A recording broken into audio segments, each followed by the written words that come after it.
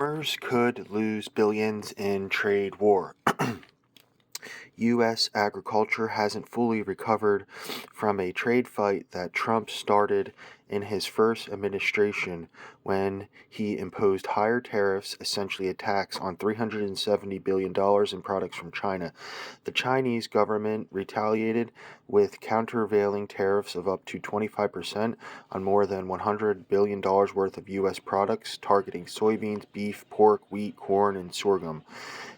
If it then turned to Brazil and other countries rather than the United States for those commodities.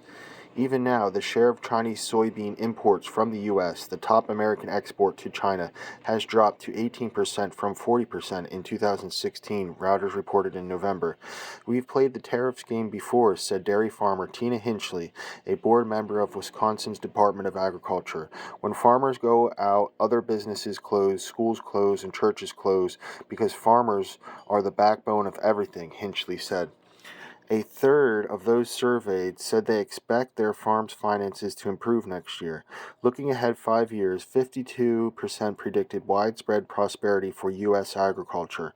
However, 42% indicated they believe it's likely or very likely that agriculture could face a trade war, potentially leading to a significant decline in exports.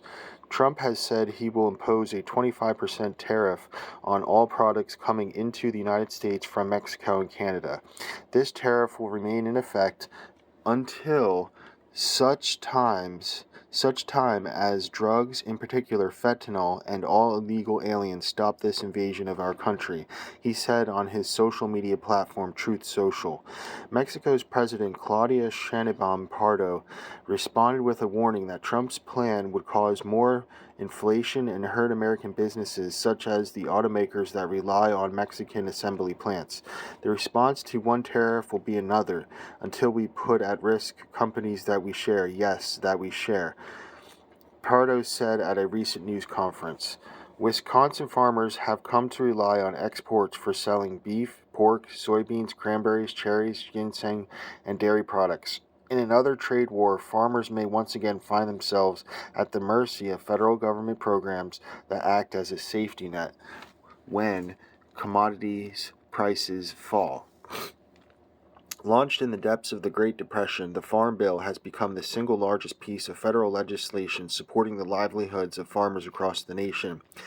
It assists farmers with risks, provides payments for many crops, and funds efforts to protect farm soil and water. A significant portion of the funding, about 80%, goes to low-income families to buy food through the Supplemental Nutrition Assistance Program. The current Farm Bill, signed into law in Trump's first term in office, has expired. Project 2025, according to an analysis done by Slattery, seeks to eliminate the Environmental Protection Agency's authority to implement a renewable fuel standard for corn-based ethanol. Around 40% of U.S. corn is grown for use as ethanol in vehicle fuel. Without that market, farmers could expect lower corn prices and reduced income.